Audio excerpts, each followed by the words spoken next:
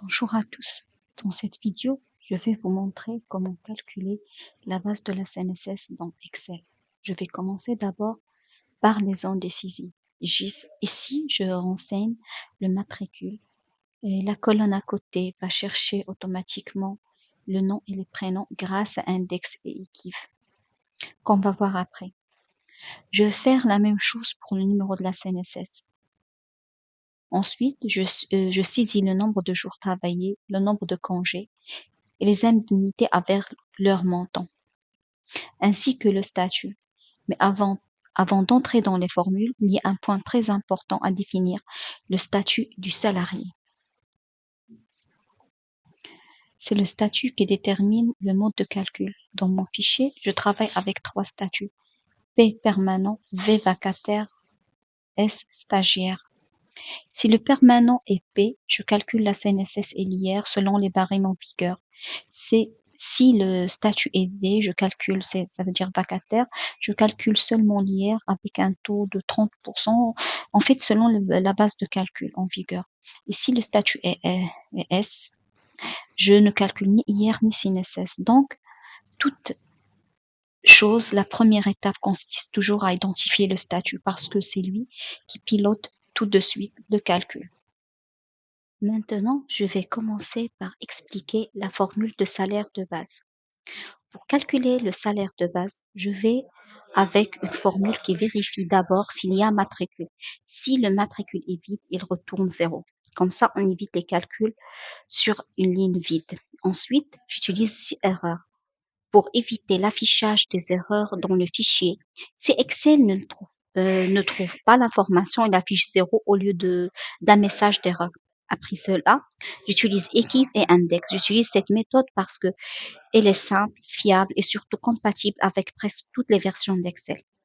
La fonction équiv sert à chercher la position de matricule dans la table personnelle. Puis la fonction index utilise cette position pour récupérer la valeur que je veux. Ici, la base de calcul par jour.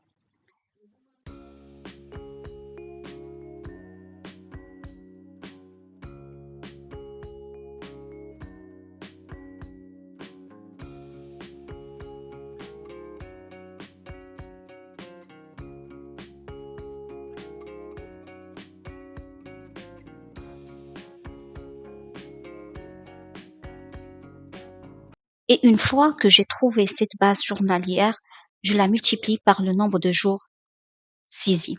Donc, en résumé, salaire de base est égal base par jour fois le nombre de jours travaillés. Après avoir expliqué le statut et le salaire de base, je passe maintenant au congé, puis à l'ancienneté. Pour le congé, je travaille avec deux colonnes, nombre jours de congé et montant de congé. La logique est presque la même que pour le salaire de base. Je commence d'abord par saisir des nombres de jours de congé dans la colonne prévue. Ensuite, dans la colonne montant de congé, Excel va reprendre la base de calcul par jour du salarié.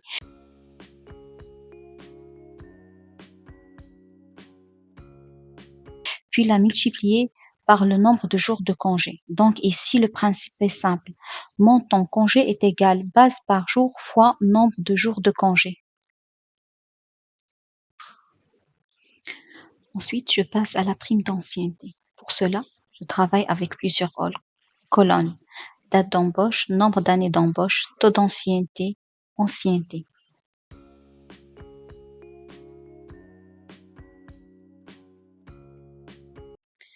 Pour la date d'embauche, d'abord, Excel récupère la date d'embauche du salarié à partir du matricule.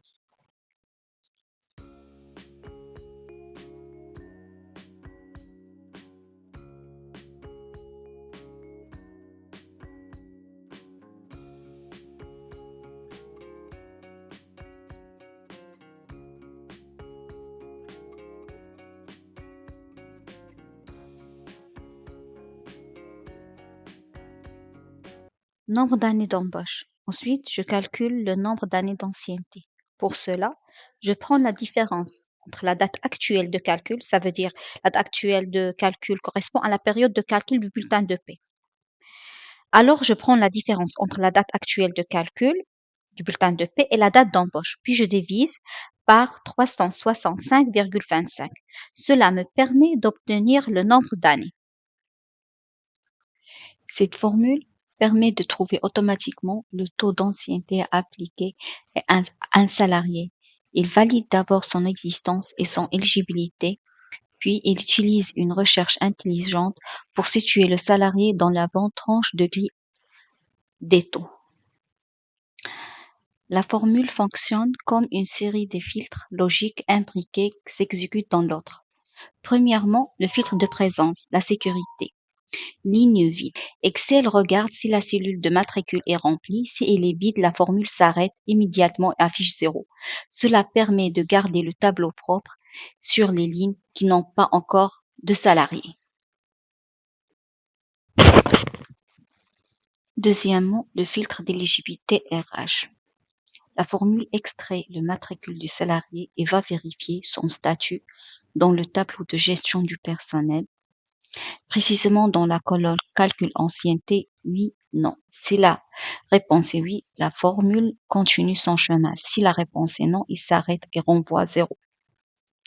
Troisièmement, la formule vérifie si le nombre d'années d'embauche du salarié est strictement supérieur à 0. Si le salarié vient d'arriver au moins d'un an, la formule laisse la cellule vide.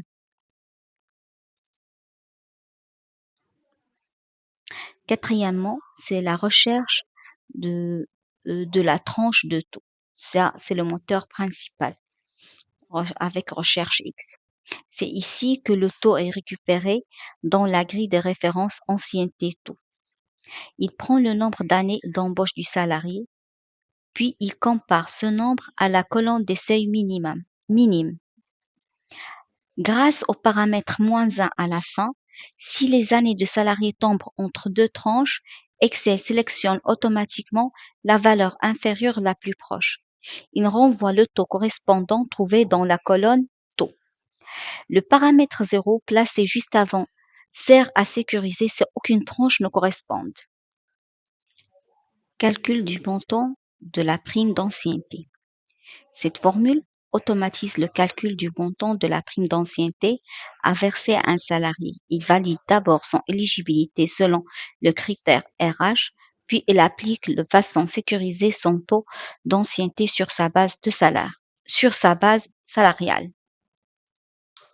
Fonctionnement pas à pas. Le calcul fonctionne comme un entonnoir de sécurité de l'extérieur vers l'intérieur. Premièrement, sécurité ligne vide. La formule vérifie si la case matricule est remplie. Si elle est vide, le calcul s'arrête immédiatement et affiche.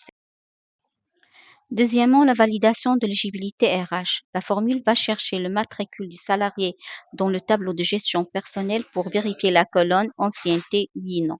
Si c'est écrit oui, il passe à l'étape suivante. Si c'est non, le processus s'arrête et renvoie 0. Troisièmement, le calcul mathématique sécurisé. C'est le cœur de l'opération. La formule multiplie la base salariale par le taux d'ancienneté. La fonction max garantit que si le résultat ou le taux est inférieur ou égal à 0, la formule affiche 0, éliminant ainsi toute valeur négative aberrante. Quatrièmement, le bouclier anti-erreur. Si ce dernier niveau enveloppe le calcul. Si une anomalie ou une donnée textuelle incorrecte s'est glissée dans le salaire ou le taux, la fonction si erreur interprète le bug et affiche 0 à la place d'un message d'erreur d'Excel. En clair, cette formule dit à Excel, regarde si le matricule existe et s'il a droit à l'ancienneté. Si c'est le cas, multiplie son salaire par son taux d'ancienneté. Si le salarié n'a pas droit à la prime ou s'il y a une erreur dans les données, affiche 0. Donc, jusqu'ici, je calcule d'abord le salaire de base, le montant du congé, la prime d'ancienneté. Et cela me donne la première base de calcul. Base initiale est égale à salaire de base plus congé plus ancienneté. Après cette première base, je passe à la deuxième partie de calcul. Si vous gérez la paie sur Excel, vous savez qu'il en faire, c'est de calculer la part imposable à la CNSS pour chaque prime ou indemnité. Entre les primes 100% imposables, celles qui sont totalement exonérées et celles qui ont un plafond, on s'y perd très très vite. Aujourd'hui, je vous décortique la formule magique, une formule propre, structurée, qui fait tout le travail à votre place par élimination successive. Allez, on passe sur Excel. Étape numéro 1, la sécurité. Le tout premier, vérifiez si la case de votre indemnité est vide. Si l'employé n'a pas touché de prime, ce mois-ci, Excel s'arrête tout de suite et affiche 0. Pas de bug, pas de calcul inutile. Étape numéro 2. Le cas des primes imposables d'office. La formule va chercher dans votre tableau de paramétrage si la prime est marquée comme vraie pour la CNSS, comme la prime de rendement. Tout le montant de l'indemnité bascule automatiquement dans la colonne imposable. Étape numéro 3. Les primes 100% exonérées. Si la prime n'était pas imposable d'office, Excel regarde s'il y a un plafond. Si le plafond est égal à null, c'est-à-dire aucun plafond, comme pour les déplacements, la part imposable est de 0. C'est un cadeau, c'est totalement exonéré. Enfin, l'étape cruciale, la gestion du plafond. Si la prime est exonérée, mais sous condition, par exemple, un panier ou représentation plafonnée, un pourcentage de salaire de base, la formule calcule le plafond réel et pose la question, est-ce que le montant de la prime dépasse ce plafond? Si oui, on fait montant moins plafond. Seul le surplus qui dépasse est soumis à la CNSS. Sinon, c'est moins ou égal, le montant est entièrement protégé sous le plafond, la part imposable est donc de 0.